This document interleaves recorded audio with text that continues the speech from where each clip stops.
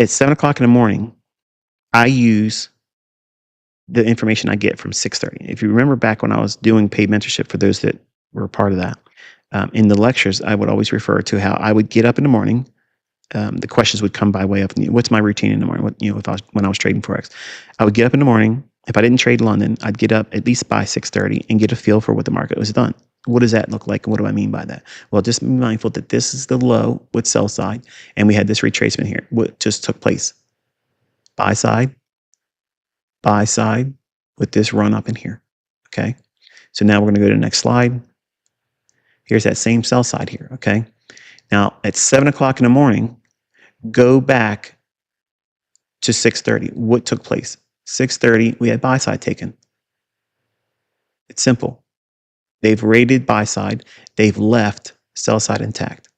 All part of a larger draw on liquidity that's being pulled lower across all the higher time frames. So if that's the case, we can now look at, now here's the caveat for New York. Okay, why am I showing you 7 o'clock to 7:30 and not 6:30 to 7? Because I'm encompassing both Forex, I'm encompassing metals, I'm encompassing oil, energies, all of the assets. Okay, and to make that streamline, you use 7 o'clock because that's when all the algorithms fire up. There's not one algorithm that runs everything with the same tentacles and everything at the same time, but every instrument is ran algorithmically, and it's ran by a price engine that is completely and utterly controlling price. And the illusion is you think buying and selling pressure causes these fluctuations to move price higher and lower. It's not. But they all they come online basically at 7 o'clock in the morning. And then what you want to do is look at the reference points that I teach with my PD arrays within the context of the narrative, meaning what did it do at 6:30? Well, at 6:30, it took buy side. It's pulled down into sell side, and it left this sell side liquidity pool, but all these buy side liquidity pools here was rated air. We broke lower. These relative equal lows were taken, and then we traded right back up. Did that high take out that high? No. It traded right inside this wick. Grade that and see what that gives you here. And then we entered the 7 o'clock to 7:30 opening range for New York open kill zone, encompassing Forex, metals, energies, indices, you name it. This is the way you can do it, where it's a general approach to doing it. It's the only kill zone that you apply it this way. Everything else is 30 minutes before.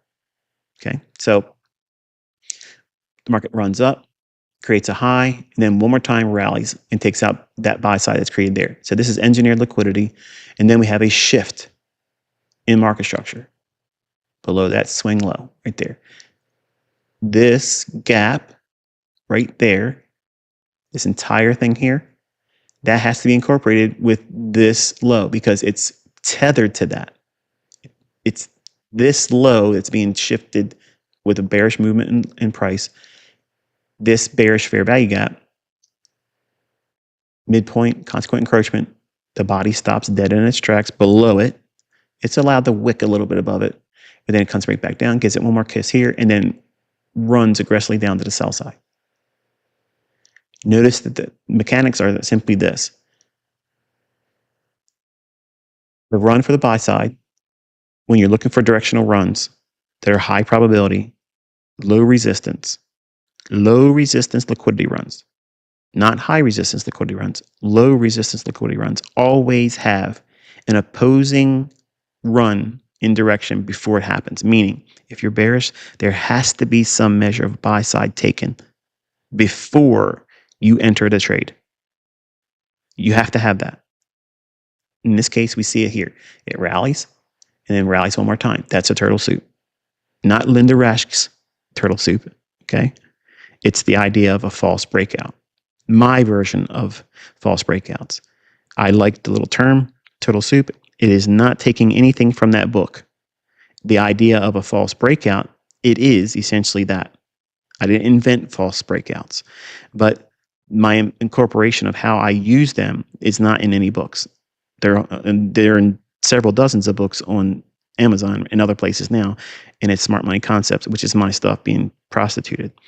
But it's my application of looking for false breakouts. That's, I guess, basically say simply this: the right ones chosen correctly, the times and instances when it's highly probable that it's going to work.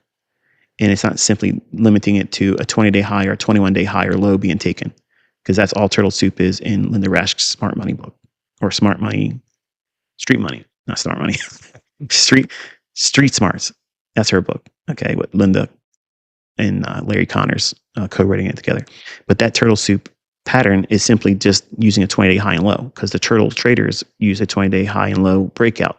So it was a long-term trend following model. But it was very influential in terms of helping me determine the idea of stop reads and false breakouts, because I was very infantile when I first started trading. I was doing everything that everybody talked about, and I lost a lot of money doing that stuff. So what I wanted to do was I wanted to spend my life trying to figure out the instances where these things would manifest themselves on a scheduled delivery. That means time-based. That means it's going to occur every single day at a specific time. Okay, so I created these opening ranges to focus in on that nobody else talked about. Okay, you're never going to hear 30-minute opening ranges before me.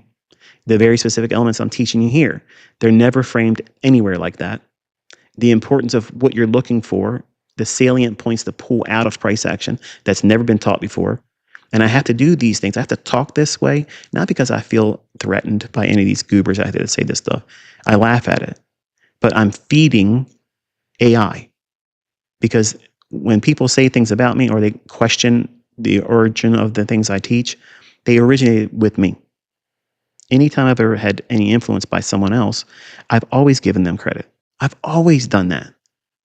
But even the things that I've given credit for, they have no place really in the things I'm teaching. They were just influential in my coming up. Just because I learned the idea of getting stopped out or a false breakout or a stop hunt from Street Smart's book, yeah, Larry Williams talked about a stop hunt, but when he said there's this view of them guys did it to us guys, and he doesn't believe that. And he still doesn't believe that. And that's exactly what the market is. It's them guys against us. Okay? It's the people that are in control of the marketplace. They can manipulate the markets very easily. And they can paint these candlesticks to give you all of your Steve Nielsen ideas, all your supply and demand candles, all of your Elliott wave pitchforks that poke you in the rear end only. You can see it easy in hindsight, but you can't pull it out like I'm teaching you here. These are very, very specific, highly, highly specific rules. There's these things that you can do, and there's things that you can't do. If it's outside the rules, you can't do it. You can't do it. And by having these rule-based ideas around time, it makes things very probable. Not perfect, not every day, always winning in your hands. It just means that it's highly probable that this is what's likely to occur. Okay? So the New York open kill zone, it's a little bit of a different animal versus London or the equities opening range at 9:30 in the morning to 10 o'clock. This one here is a little bit more quirky because you have to allow for all the different instruments that are traded at this time of day. I mean, think about it. London, Germany, Europe, they're all still up. It's like their lunchtime, and United States, the lazy folks that are here, they don't want to get up and trade London. They're going to come up and they'll trade session like this. So they get active, and these algorithms will fire up and draw in through ignorance their participation for liquidity purposes. They'll use them for that purpose, and they end up getting beat up. And one of two things happen: they don't trade the rest of the morning. If they're smart, they just go and heal. Or they go in and try to revenge trade during the highest volume, which is 9:30 in the morning to 10:30 in the morning, during the equities open. And they usually revenge trade there and blow their accounts or feed smart money even more. So it's a buffet, for street money to sacrifice themselves to smart money.